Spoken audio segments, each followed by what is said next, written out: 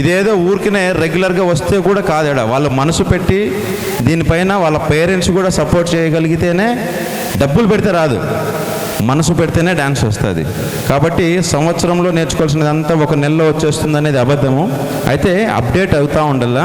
So దీనికి 100% ఇక్కడ teachers కానీ మాస్టర్స్ కావచ్చు, లేకుండా పోతే అందరూ సపోర్ట్ చేస్తేనే అవుట్పుట్ అనేది బాగా వస్తుంది. కాబట్టి ఇంకొకటి, ఈ మధ్య ఈ గడతల గంగమ్మ అనేది ఒకటి వచ్చింది, ఆబ్సెంట్లు, ఇలా రకరకాల కారణాలు అనమాట. సో అవన్నీ మనం పెద్ద మనసుతో క్షమించేసి మరొకసారి మంచి పర్ఫార్మెన్స్ ఇల్లని చెప్పేసి తెలియజేస్తూ, ఇప్పుడు ఫైనల్గా జై జ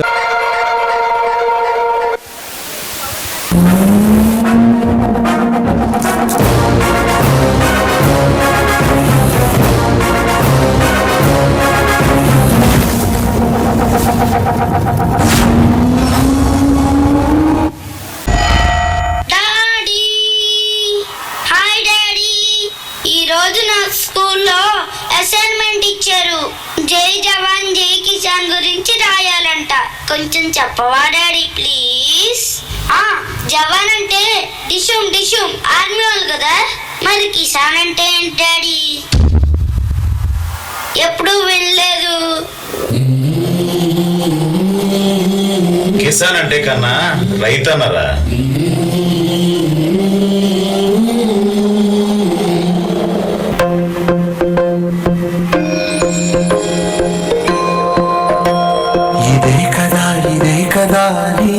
కథ ముగింపులేనిదై సదా సాగదా.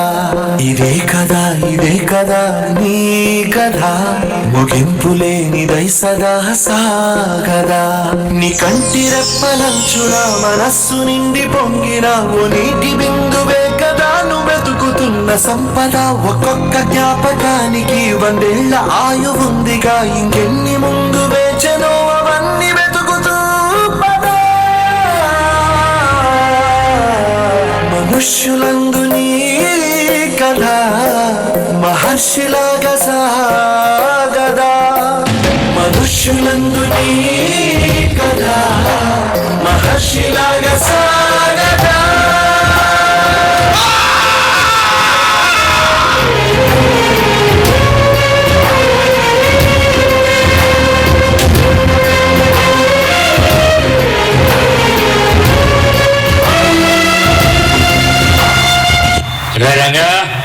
రంగా అయ్యయ్యా మీరు వచ్చినండి అయ్యా.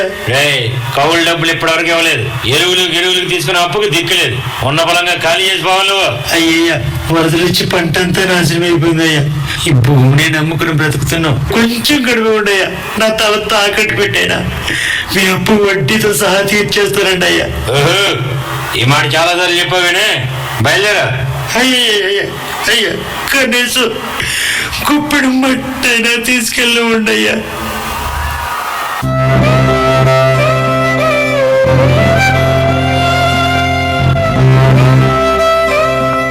డాడీ అన్నం పెట్టే రైతు ఎందుకు చచ్చిపోతున్నాడు డాడీ?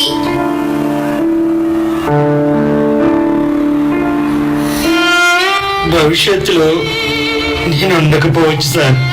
పురుగుల మందులు మింగేస్తున్నాయి సార్. అర్ధరాత్రి ఉరుతాడు, రాకాసే కేకలు వేస్తుంది. పెట్టుబడి పెట్టడమే కానీ రాబడి తెలియని జీవితాలు సార్ కనుమరుగైపోతున్నాయి. ప్రకృతి పగకి మొదటి బలి రైతే సార్. ఈ టీవీ వాళ్ళకి, రాజకీయ నాయకులకి మా బాధలు వీడియో బయట కావాలి, మా శవాలతో సెల్ఫీలు కావాలి. పండించేవాడు ఎండిపోతున్నాడు సార్. అన్నదాత అన్న కాపాడే నాతుడే లేడు సార్. కరోనాకు భయపడి ఇంట్లోనే కూర్చున్నారే, మరి మేము అరచేతిలో ప్రాణాలు పెట్టుకుని అరికాలు మట్టిలో పెట్టకపోతే ఏం తిని బ్రతికేవారు సార్? ఒక్కసారి ఆలోచించండి సార్.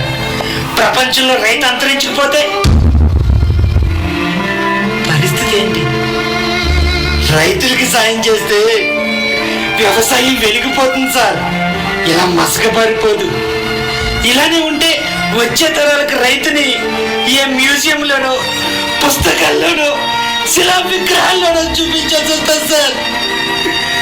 మీకు దండం పెడతా, భూమి ఆకాశం ఉన్నంత వరకు రైతుని బ్రతకనివ్వండి మహాప్రభు,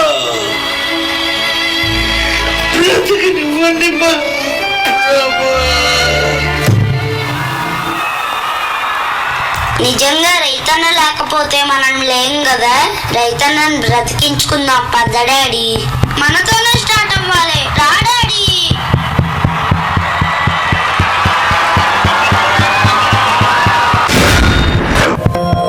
ఇదే కదా ప్రపంచం వాళ్ళు అందరూ కూడా పర్ఫెక్ట్గా ఉండగలుగుతారని నేను మనస్ఫూర్తిగా చెప్తున్నా. ఎందుకంటే రైతు అనేవాడు కరెక్ట్గా ఉంటేనే, రైతు అనేవాడిని మనం బతికించుకుంటేనే సో మనకు తినడానికి తిండైనా ఏదైనా కూడా మనకు అందుతుంది.